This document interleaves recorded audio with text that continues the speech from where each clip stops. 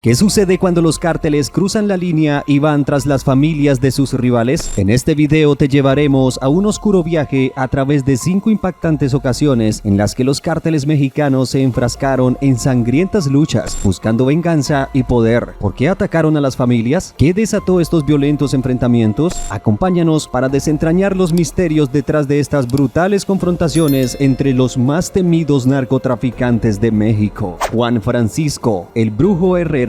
El 12 de julio de 2020, miembros del Cártel de Sinaloa ejecutaron a un hombre junto con su esposa y sus 2 hijas pequeñas. El hombre era aliado del Cártel de Sinaloa y trabajaba como un brazo adicional para la organización criminal. El jefe de la organización, Rafael Caro Quintero, era amigo cercano del Chapo Guzmán y ejecutaba todas las órdenes del Chapo. Una de esas órdenes incluyó el asesinato del agente de la DEA de los Estados Unidos, Enrique Kiki Camarena, en 1984.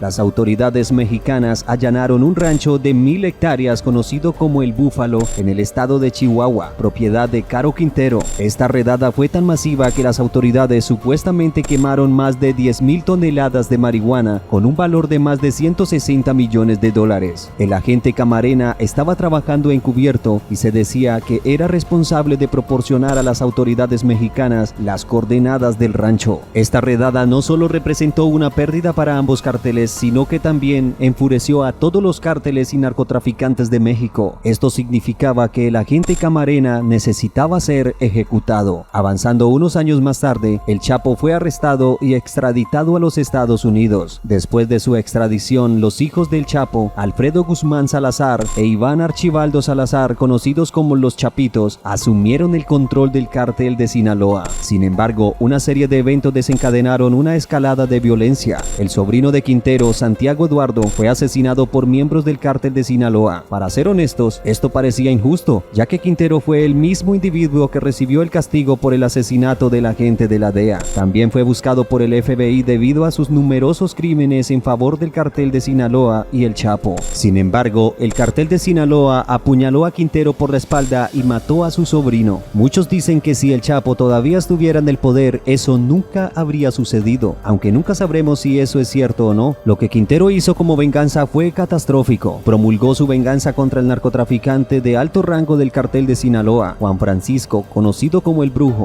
Fue arrestado en 2010 por intento de homicidio y al año siguiente fue arrestado por la policía mexicana por posesión de narcóticos. Sin embargo, debido a la influencia de El Chapo en el gobierno mexicano, el Brujo seguía saliéndose con la suya. Pero el 17 de junio, la tragedia ocurrió a las 10 de la mañana en Guasave, Sonora, México. El Brujo, su esposa, Nelly, sus 2 hijas y algunas personas más viajaban en una camioneta Ford cuando de la nada se detuvo un taxi lleno de sicarios. Estos sicarios se detuvieron con armas de alto calibre y masacraron la camioneta a balazos, siendo el Brujo el objetivo principal. Su esposa y sus 2 hijas también fallecieron y algunas de las otras personas en la camioneta sufrieron heridas que pusieron en peligro sus vidas. Este ataque a El Brujo puso fin oficialmente a la alianza entre los cárteles de Sinaloa y Caborca, llevando a una guerra territorial. Santiago Eduardo. Santiago era el hijo de 26 años del hermano de Rafael Rubén Payán, alias El Gringo. El Gringo era un famoso narcotraficante que trabajaba junto a su hermano para el Cartel de Caborca. El Cartel de Caborca es uno de los cárteles más nuevos de México y su impulso por dominar es lo que yo llamaría audaz. Están muy involucrados en la distribución de drogas duras como la metanfetamina. Han metido sus manos en otros focos de criminalidad como extorsión, secuestro y tráfico de armas. El 24 de junio de 2015, Santiago se convirtió en el cebo para los cárteles rivales después de que la Marina Mexicana arrestara a su padre mientras estaba en su rancho en Mocorito. Sin embargo, durante muchos años, Santiago logró permanecer escondido hasta asistir a solo una fiesta que cambió su vida para siempre. Santiago y sus amigos estaban en una fiesta cuando alrededor de la medianoche, un grupo de hombres armados aparecieron en el lugar y comenzaron a disparar contra cualquiera que estuviera a la vista. Santiago intentó escapar en su jeep que estaba estacionado a la vuelta de la esquina. Hizo un escape de la escena, pero inmediatamente se dio cuenta de que él era el objetivo principal del ataque después de que los hombres armados lo persiguieran por la ciudad. Finalmente lo alcanzaron y le dispararon varias veces a través de la ventana lateral. Su cuerpo estaba cubierto de sangre y cuando llegaron los médicos lo llevaron a la clínica Kinsey. Santiago no logró sobrevivir y murió exactamente aproximadamente a las 11:15 de la mañana del día siguiente. César Carrillo Leiva. El 13 de agosto de 2020, el hijo de Amado Carrillo Fuentes, alias The Lord of This Guy, fue brutalmente asesinado frente a su garaje por sicarios enviados por los hijos del Chapo. Amado Carrillo fue uno de los primeros narcotraficantes en México y el hombre que comenzó a transportar cargamentos de cocaína a través de aviones de carga, lo que le valió el apodo El Señor de los Cielos. Amado fue enviado a aprender sobre el envío de cocaína de su tío en Chihuahua, México. Más tarde, Amado trabajaría con Pablo Escobar en el cartel de Cali, contrabandeando drogas desde Colombia a México y Estados Unidos. También trabajó con la familia Arellano Félix y la organización Beltrán Leiva antes de abrir su propio imperio con el cartel de Wards. Había construido un imperio de 25.000 millones antes de morir el 4 de julio de 1997 debido a una cirugía plástica fallida. Alrededor de la década de 2000, el cartel de Wards estaba en una guerra enconada con el cartel de Sinaloa por el control de la plaza fronteriza del Paso Wards. En ese momento, César Carrillo todavía estaba bajo protección porque los hombres de su padre le brindaron una fuerte protección contra las autoridades mexicanas. Sin embargo, su hermano mayor, Vicente Carrillo, fue arrestado el 1 de abril de 2009 por cargos relacionados con el tráfico de drogas, lo que dejó a César con la responsabilidad de controlar toda la red de drogas de su padre. El 13 de agosto de 2020, César fue asesinado en el municipio de Navolato, Sinaloa. Minutos antes de su muerte, se dijo que un automóvil había estado estacionado justo afuera de su casa durante varias horas. Cuando vieron a César intentando salir de casa a través de su garaje, pasaron y le dispararon varias veces. Periodistas locales dicen que el asesinato fue supuestamente ordenado por los Chapitos, los hijos del ex jefe del cartel de Sinaloa, el Chapo Guzmán. Por alguna razón, la noticia de la muerte de César llegó a la conferencia matutina del presidente de México, Andrés Manuel López Obrador. El presidente entonces le pidió al secretario de Seguridad, Protección Ciudadana, que respondiera a la noticia de su muerte. Un funcionario del SSPC confirmó que ocurrió un asesinato y que su administración estaba un paso más cerca de derribar a los principales capos de la droga en todos los cárteles y en todo México. Edgar Guzmán López. Todos conocemos al Chapo y las malas acciones que ha realizado en México, pero hoy nos centraremos en los miembros del cártel de Beltrán Leiva, ya que son los responsables de la muerte del hijo del Chapo. Los enfrentamientos entre cárteles no son algo nuevo, pero la razón por la que este cártel tuvo que perseguir al hijo del Chapo se debió a los actos egoístas del Chapo hacia ellos. El Chapo llegó a un acuerdo secreto con la DEA y las autoridades mexicanas. El acuerdo consistía en que él proporcionaría información clasificada sobre el paradero de los principales narcotraficantes como él mismo. A cambio de él y su organización obtendrían inmunidad del gobierno. Este acuerdo condujo al arresto del jefe del cartel Beltrán Leiva. Además, la DEA pudo tomar medidas enérgicas y arrestar a 11 miembros del alto perfil del escuadrón de sicarios de Beltrán Leiva. Estos arrestos fueron sorprendentes y quedó claro que el Chapo los había traicionado, aunque no está documentado formalmente. Inmediatamente después de que arrestaron a Alfredo, los hermanos Leiva restantes declararon una guerra formal contra el Chapo y el cartel de Sinaloa. Su primer objetivo fue Edgar Guzmán López, nacido en 1986. Edgar fue el sucesor elegido del Chapo, pero a diferencia de sus otros hijos, el Chapo lo mantuvo fuera del negocio familiar hasta que terminara la escuela. Sin embargo, en 2008 ya había traficado su primer gramo de pasta de cocaína y decidió hacer negocios para el cartel.